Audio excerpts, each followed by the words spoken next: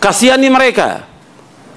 Kadang-kadang kita bersikap keras kepada ahlul bid'ah, padahal mereka perlu dikasihani. Mereka nggak ngerti dan nggak tahu jalan yang benar itu yang gimana, nggak tahu bagaimana jalannya. Kita kasihani mereka, doakan mereka agar mereka mendapatkan hidayah dari Allah SWT sebagaimana kita mendapatkan hidayah. Maksiat merusak akal.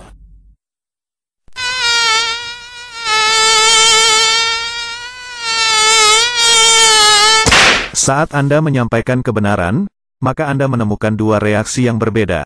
Yang bijak akan merenung dan yang bodoh akan tersinggung. Sulit meyakinkan lalat bahwa bunga jauh lebih indah daripada sampah. فَقُلْتُ اسْتَغْفِرُوا رَبَّكُمْ إِنَّهُ كَانَ غَفَّارًا. Assalamualaikum warahmatullahi wabarakatuh. Innal hamdalillah nahmaduhu wa nasta'inuhu wa nastaghfiruh wa na'udzu billahi min shururi anfusina wa min sayyiati a'malina. Man yahdihillahu fala mudilla lahu wa man yudlil fala hadiya lahu. Asyhadu an la ilaha illallah wahdahu la syarika lah wa asyhadu anna Muhammadan abduhu wa rasuluh.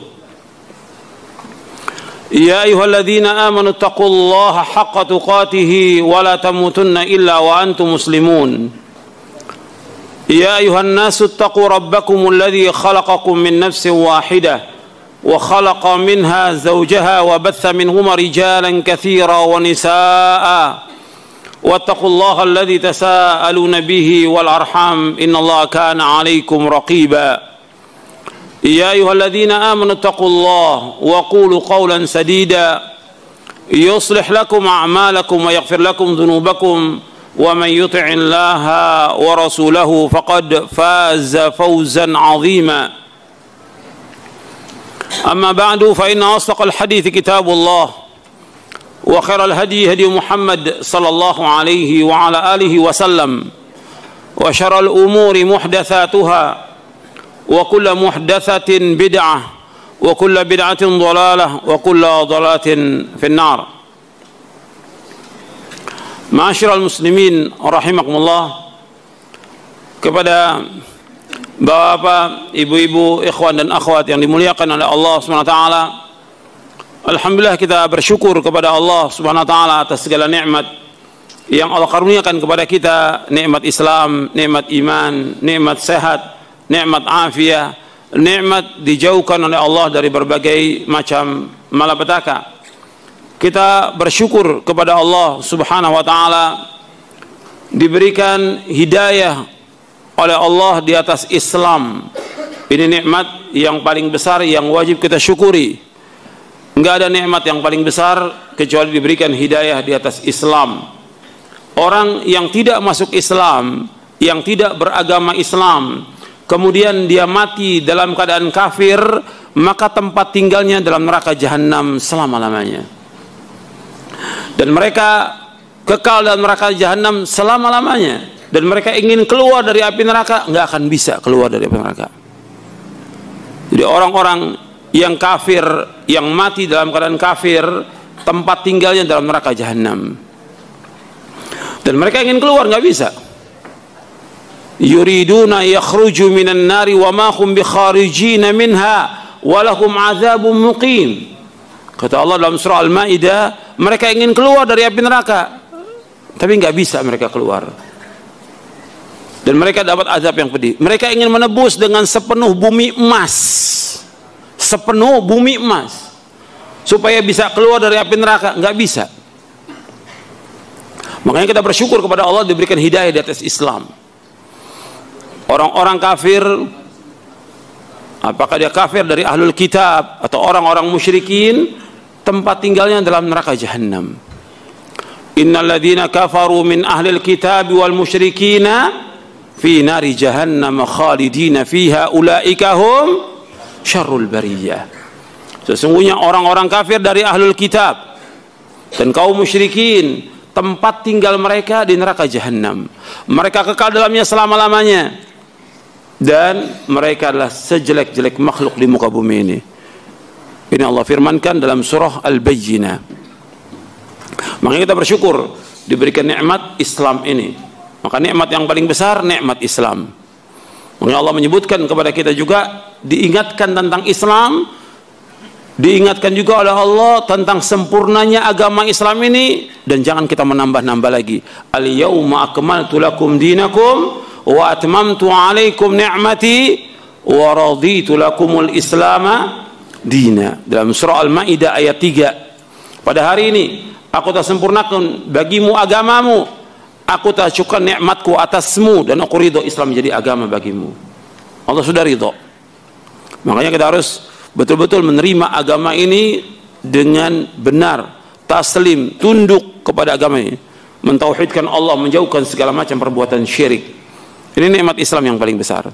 Kemudian nikmat yang besar lagi yang Allah karuniakan kepada kita, nikmat sunnah. Kita diberikan hidayah di atas sunnah. Ini nikmat yang besar. Betapa banyak orang-orang yang tidak diberikan hidayah di atas sunnah. Islam, KTP-nya Islam, dia beragama Islam, tapi dia mengikuti ajaran-ajaran yang sesat, pemahaman-pemahaman yang sesat, melakukan perbuatan-perbuatan bid'ah, melakukan perbuatan-perbuatan yang tidak dicontohkan oleh Rasulullah sallallahu alaihi wasallam, nggak akan mengalami ketenangan hidupnya. Antum bisa lihat orang-orang yang berbuat bid'ah, ahlul bid'ah, atau orang-orang menyimpang dari sunnah Nabi sallallahu alaihi wasallam, perbuatan mereka tidak menuai pahala, bahkan menuai dosa. Karena apa? Bid'ah yang mereka lakukan bertambah, dosa mereka bertambah jauh mereka dari Islam. Karena amal bid'ah nggak diterima oleh Allah Taala. Sebagaimana sabda Rasulullah sallallahu alaihi wasallam, "Man ahdatsa fi amrina hadza ma laysa minhu fahuwa raddun." Barang siapa mengadakan sesuatu yang baru dalam agama kami yang tidak ada contoh dari kami, tertolak amalannya. Hadis ini sahih diriwayatkan oleh Imam Bukhari dan Muslim dari sahabat Ummul Mukminin Aisyah radhiyallahu anha wa ardhaha. Orang yang melakukan amal yang enggak ada contoh, tertolak.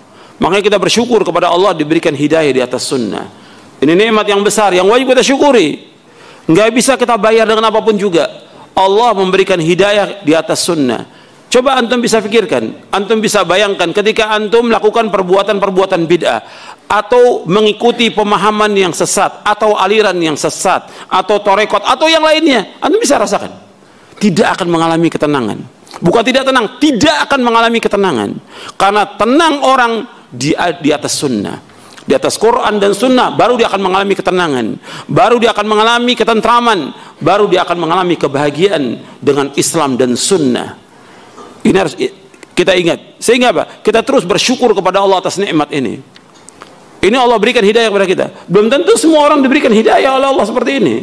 Maka antum terus bersyukur dan bersyukur atas nikmat sunnah. Ini nikmat yang besar yang Allah karuniakan kepada kita, diberikan hidayah di atas sunnah, ditunjuki di atas sunnah. Maka kita berusaha bagaimana mempelajari sunnah, memahaminya, mengamalkannya, mendakwakannya sunnah ini dengan ilmu, dengan lemah lembut, dengan cara yang terbaik.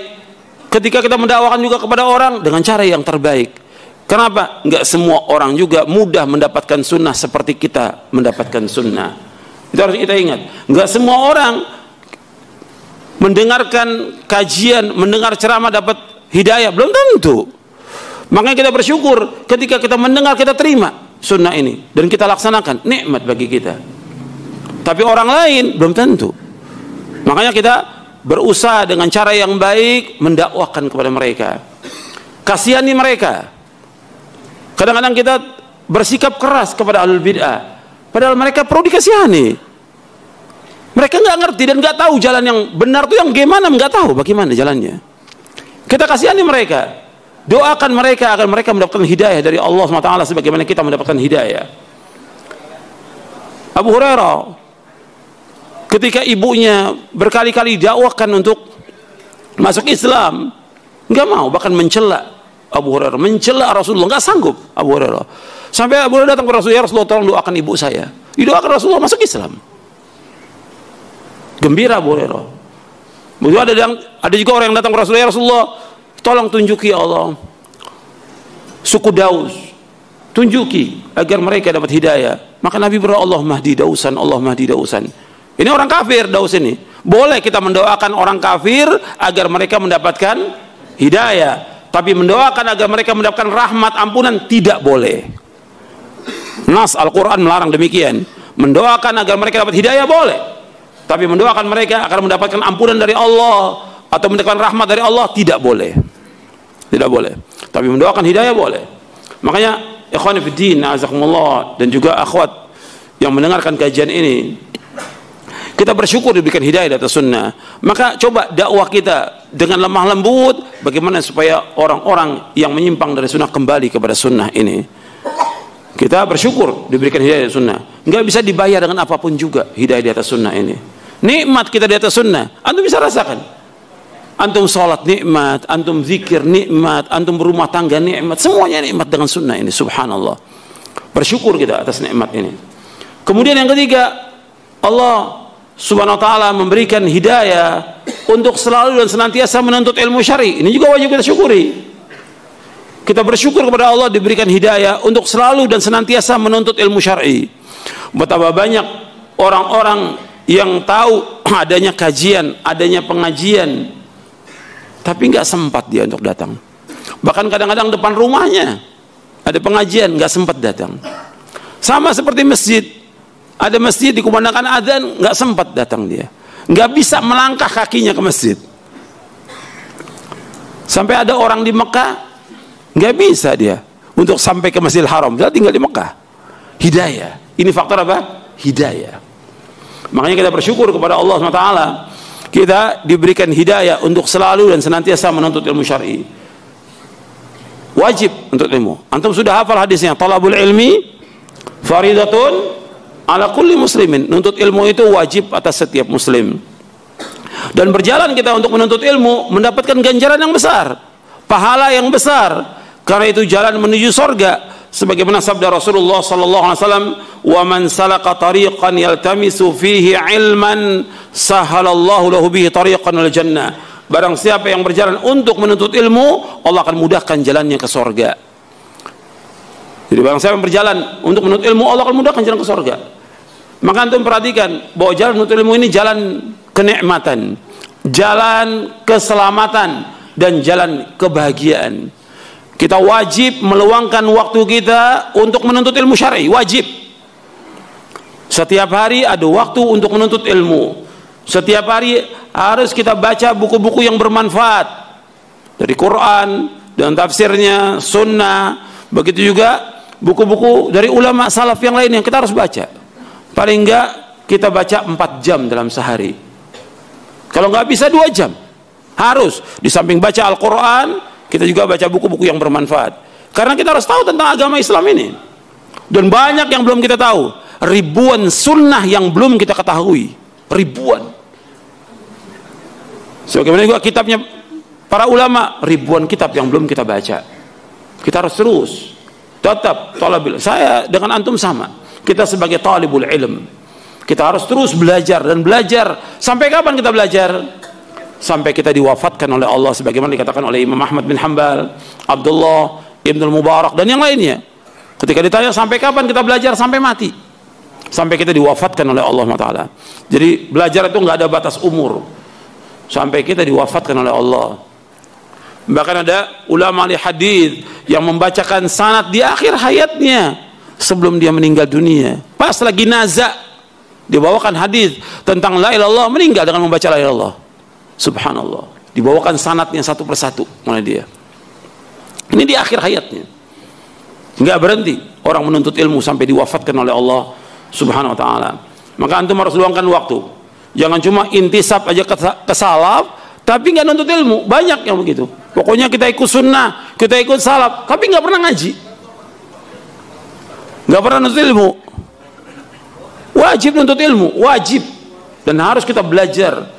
Coba kita luangkan waktu kita. Waktu kita ini sudah banyak terbuang dengan sia-sia untuk hal yang tidak bermanfaat. Kita harus betul-betul belajar Islam lagi. Kita ulangi lagi, belajar dari awal lagi tentang tauhid, tentang taharah, tentang wudu, tentang salat, tentang baca Al-Quran, tentang yang lainnya. Kita harus tahu tentang Islam ini. Dan itu kalau sudah kita pelajari, insya Allah manfaat buat kita, manfaat buat istri kita, manfaat buat anak kita, dan manfaat juga buat kaum muslimin. Ikhwan fillah, azakumullah. Kurang lebihnya saya mohon maaf, itu yang bisa saya sampaikan. Mudah-mudahan yang kita kaji bermanfaat untuk saya dan untuk antum sekalian dan semua yang mendengarkan. Mudah Allah memberikan hidayah kepada kita di atas Islam dan Sunnah, dan mudah-mudahan Allah menetapkan kita di atas Islam dan Sunnah. Wa sallallahu nabiyana Muhammadin sallallahu alaihi wasallam wa akhiru da'wana alhamdulillah rabbil alamin. Subhanakallahumma wa bihamdik asyhadu an la ilaha illa anta astaghfiruka wa atubu ilaik. Assalamualaikum warahmatullahi wabarakatuh.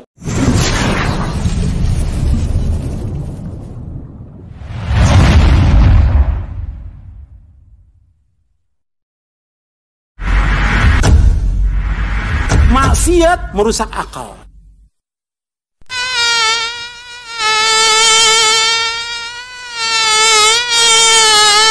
Saat Anda menyampaikan kebenaran, maka Anda menemukan dua reaksi yang berbeda. Yang bijak akan merenung dan yang bodoh akan tersinggung. Sulit meyakinkan lalat bahwa bunga jauh lebih indah daripada sampah.